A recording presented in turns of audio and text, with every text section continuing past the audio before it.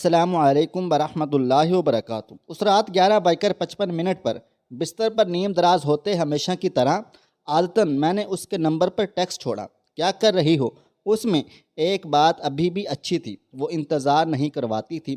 اس رات بھی سیکنڈ بدلنے سے پہلے اس نے مجھے رپلائی کیا، صبح 8 بجے مری جانا ہے، آؤٹنگ پہ، پیکنگ ہو رہی ہے۔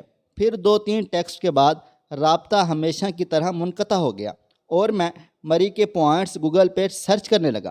مری کا ذکر آتے ہی اچانک میرے ذہن میں ایک خیال سا کوندا، جس پر یقین کی مہر لگا کر میں روم لائٹ آف کر کے پرسکون سا سو گیا۔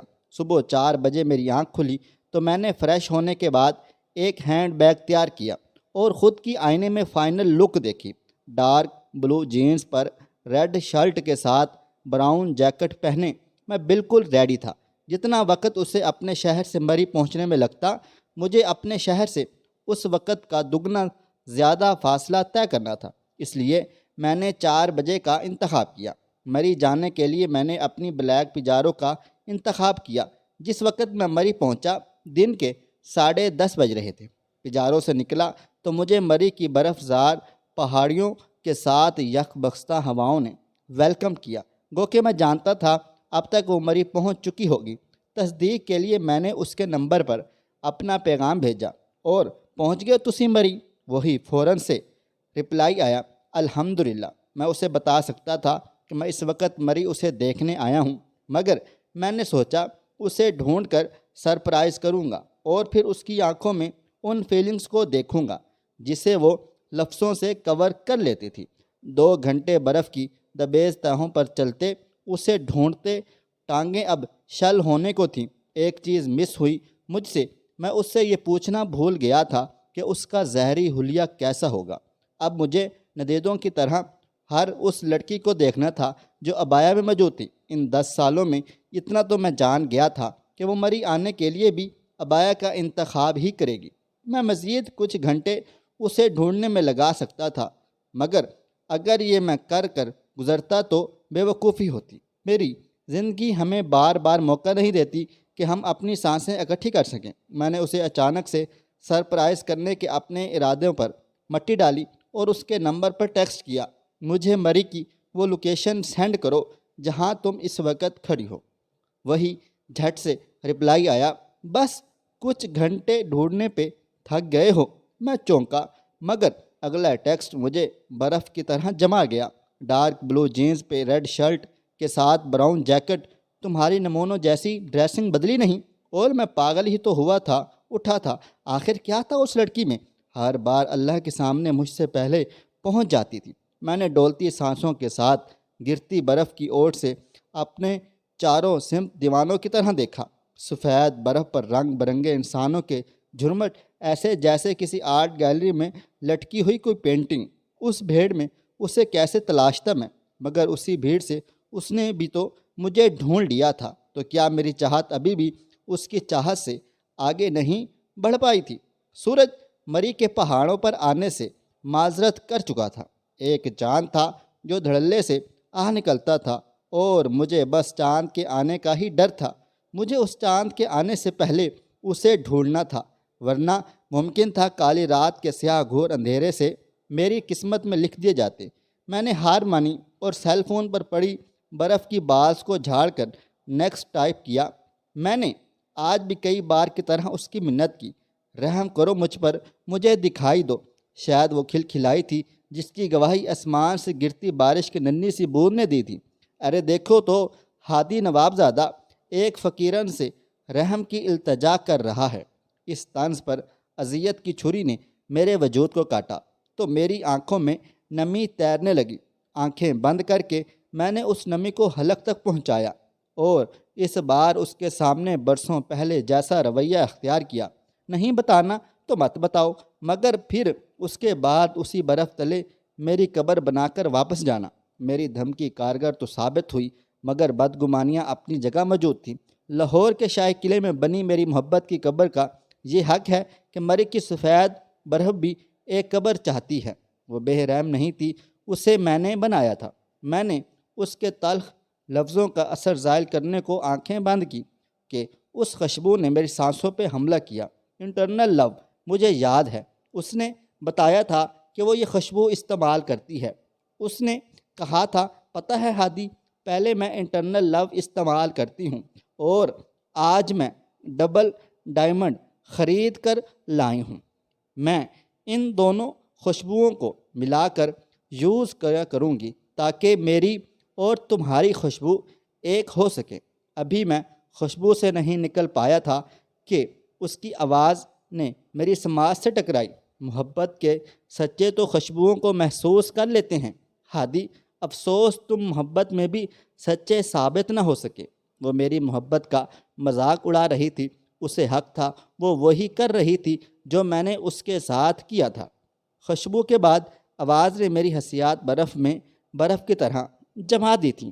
ہوش میں آتے ہی میں نے آواز کی سمت رخ کیا، مگر وہ پھر ان رنگ برنگی پینٹنگز میں کھو گئی تھی۔ جتنا میں نے اسے تڑپایا تھا وہ آج سارے بدلے لے رہی تھی۔ جو بھی تھا بہت اذیت تھی۔ مجھے جب محسوس ہوا کہ میں ہار گیا ہوں تو میری ٹانگوں سے جان نکلتی گئی۔ گھٹنوں کے پل برف کی چادر پر سر جھکائے میں کچھ دیر اپنی ہارنے کا رنج کرتا۔ سیل پر اس کے لکھے حروف نے مجھے زندگی کی نوید دی۔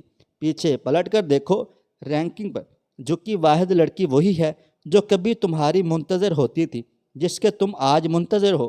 میں جھٹ سے پلٹا اور میری نظر رخ موڑی کھڑی لڑکی پر پڑی۔ میں اپنی ناہموار سانسوں کو ترتیب دیتا اس کی جانب بڑھا جب اس نے ایک اور عنایت کی مجھ پر۔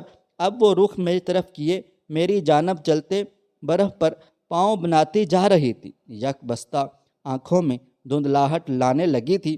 اس کے اور میرے بیچ چند قدموں کے فاصلے پر میں رکا اور اپنے ہاتھوں سے برف کی چادر کو چیر کر اس کے لیے دل بنایا۔ اس سے پہلے کہ وہ دل تک پہنچتی میں نے دل کے خانے میں ہادی لکھا۔ میں گھٹنوں کے بل دل کے قریب بیٹھا، اس کی نظر کرم کا منتظر تھا۔ وہ دل کے آغاز پر ٹھہری۔ مجھے لگا میری معافی کا وقت ہوا چاہتا ہے، مگر پھر میں نے اس کے قدموں کو دل کے آغاز سے دل کے اختتام تک چلتے دیکھا۔ کاغذ پر لکھے ہادی جان کے حروف کو آنکھوں سے لگانے والی آج انہیں پیروں سے کچل گئی تھی۔ میری خوش فہمی اس طرح اڑی جیسے وقت مری کے آسمان پر برف کی گولیاں اڑ رہی تھیں۔ وہ میرے ہاتھوں سے بنائے دل کو اپنے پیروں سے روند گئی تھی۔ میرے آنسو برف کی چادر پر برف بنتے گئے۔ میرا جرم اتنا آسانی سے معاف ہونے والا نہیں تھا۔ میں اٹھ بیٹھا تو مجھے محسوس ہوا وہ ابھی تک یہیں کھڑی ہے۔ میرا رخ مغرب کی جانب تھا، اس کا رخ مشرق کی سمت تھا۔ پھر اس نے بولنا شروع کیا، تمہیں پتہ ہے ہادی، مجھے نفرت ہے ایسے لوگوں سے جو کسی کی خاموش محبت کو جھنجھوڑ کر ان سے اپنی محبت کے قصیدے پڑھواتے رہیں۔ پھر جب ان کی محبت کا تماشا دنیا دیکھ لیتی ہے تو محبت پر ان کے تھوک دیا جاتا ہے۔ تمہیں پتہ ہے ہادی، میں نے اللہ تعالیٰ سے منت کی تھی کہ ہادی کو فقیرن سے محبت نہیں عشق ہو جائے، اور جب وہ اس کے عشق میں فنا ہونے لگے تو اسے اس کی قبر کے سامنے لا کھڑا کرنا اور اسے وہ تختی دکھانا جس پر لکھا گیا تھا، شہزادی یہ تیرا حق تھا کہ تجھے ہادی ملے۔ تم نے شہزادی سے اس کا حق چھینا تو آج شہزادی تمہارے لیے نہیں رہی۔ ہادی میں کہتی تھی نا، تمہاری بے پروائیاں میری شریانوں میں خون کے ساتھ مکس ہونے لگ گئی ہیں۔ اس نے میری ٹھنڈی ہتھیلی تھام کر کچھ پیپرز میرے ہاتھ پر رکھے اور کہنے لگی، سوچا تو یہی تھا کہ اس ہاتھ کو سیاہ دھاگا باندھنے کے لیے تھاموں گی، مگر تم نے وہ حق مجھے سونپا ہی نہیں۔ مگر میں تمہاری طرح خود غرض نہیں ہوں۔ میں نے تمہارے ہاتھ پر وہ سیاہ کاغذ رکھا ہے جو ساری عمر تمہیں میرے دکھ میں نڈھار رکھے گا۔ اور پتہ ہے ہادی، میری آخری خواہش بھی یہی تھی کہ میں تمہیں کبھی اپنے لیے روتا دیکھوں، اور آج میں دیکھ رہی ہوں۔ نقاب سے جھانکتی اس کی پتھر آنکھیں بے حسی کے دہانے پر تھیں۔ ہادی فقیرن کے لیے باقی کی ساری عمر روئے گا، مگر بے سود۔ اس نے نقاب اتارا۔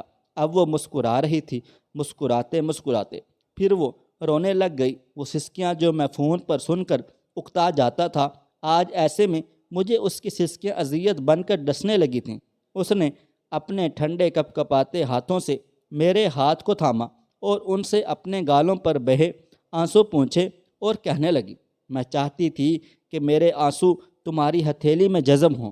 پھر اچانک اس نے میری جیکٹ کو کالر سے گرا کر اپنی پیشانی میری شرٹ پر دل کی جگہ پر رکھ دی۔ میں سن ہو چکا تھا، اب میری شرٹ اس کے آنسوؤں سے بھیگنے لگی۔ روتے روتے ہی وہ بولی، تم جانتے تھے نا ہادی، میری خواہش تمہارے آنسو جذب کرنے کی تھی۔ مجھ سے دور ہٹ کر مجھے کہنے لگی، تم نے تو مجھے ساری زندگی خالی ہاتھ ہی رکھا، مگر ہادی میں تمہیں اتنا کچھ دے کر جا رہی ہوں کہ تمہیں کسی شے کی خواہش نہیں رہے گی۔ الٹے قدموں پیچھے پلٹتے ساکت آنکھوں پر جمے آنسوؤں کے ساتھ وہ کہہ گئی، ہاں وہ ایسا ہی تھا کہ اسے دے کر آج بھی قافلے راہ بھول جاتے ہیں۔ وہ بھی راہ بھول گئی تھی۔ میں اسے روکنا چاہتا تھا، مگر قدموں کے ساتھ میری آواز بھی جم سی گئی تھی۔ میری نظروں نے اسے گاڑی تک بیٹھ کر گیٹ لاک ہو جانے تک دیکھا۔ میں نے ہاتھ میں پڑے لفافے کو کھولنا چاہا تو اس میں سے سیاہ دھاگا جھانکتا نظر آیا۔ اب اس کی گاڑی حرکت میں آ چکی تھی، جبکہ اس کی نظریں ابھی بھی مجھ پر جمی ہوئی تھیں۔ سیاہ دھاگے کو مٹھی میں بند کر کے میں نے لفافے پر لکھی تحریر پڑھنی شروع کر دی، لیکن یہ تحریر کسی ہاسپٹل کی فائنل رپورٹس تھی۔ میری نظر نے تحریر کو پڑھا، میرے ہاتھ میں کاغذ لرزا اور پھر زمین پر جا گرا۔ اس کے بلڈ کینسر کی آخری زندگی کے 18 دن باقی تھے۔ میں پاگلوں کی طرح اس کی گاڑی کے پیچھے بھاگا۔ میرے ہاتھوں نے گاڑی کی ہیڈ لائٹ کو چھوا، میرے قدم گاڑی کی سپیڈ کا مقابلہ نہ کر سکے۔ میں لڑکھڑاتے ہوئے مری کے ٹھنڈے فرش پر گر گیا۔ مری کے پہاڑوں سے لے کر برف زاروں کے چپے چپے نے سنا تھا۔ ہادی ایڑیاں رگڑ رگڑ کے رویا تھا۔ مری میں تفریح کے غرض سے آئے لوگوں نے ایک مرد کو ایک عورت کے لیے روتے ہوئے دیکھا تھا۔ اپنی جاگتی آنکھوں سے وہ ان مردوں میں سے تھا جو کسی عورت کے لیے رویا تھا۔ مرد کبھی اپنی محبت کا اظہار لفظوں میں نہیں کر سکتا، اسے کرنا ہی نہیں آتا یا پھر سکھایا ہی نہیں جاتا۔ جانتے ہو کیوں؟ وہ کبھی اپنی ماں کو نہیں بتا پاتا کہ اسے ان کے بغیر گھر بہت ادھورا لگتا ہے۔ وہ کبھی اپنی بہن کو نہیں بول پاتا کہ اسے اس کی شرارتیں اچھی لگتی ہیں۔ اپنی بیوی کو نہیں بول پاتا کہ اس کی وجہ سے اس کا ایمان محفوظ ہے۔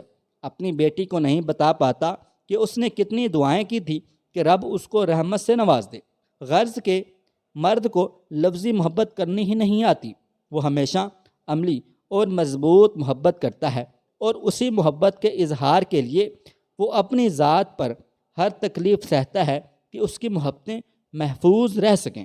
خواہش صرف اتنی ہے کہ کچھ الفاظ لکھوں جس سے کوئی گمراہی کے راستے پہ جاتے جاتے رک جائے، اور نہ بھی رکے تو سوچ میں ضرور پڑ جائے۔ دوستو، ویڈیو پسند آئی ہے تو اس ویڈیو کو لائک کریں، شیئر کریں۔ اگر آپ نے ابھی تک میرا چینل سبسکرائب نہیں کیا ہوا تو ابھی سبسکرائب کر لیں، ساتھ میں بیل آئیکن کو بھی ضرور پریس کر لیجئے گا تاکہ نئی اپلوڈ ہونے والی ہماری ویڈیوز کا نوٹیفیکیشن آپ کو بر وقت ملتا رہے۔ مجھے آپ اگلی ویڈیو تک اجازت دیں۔ اللہ حافظ۔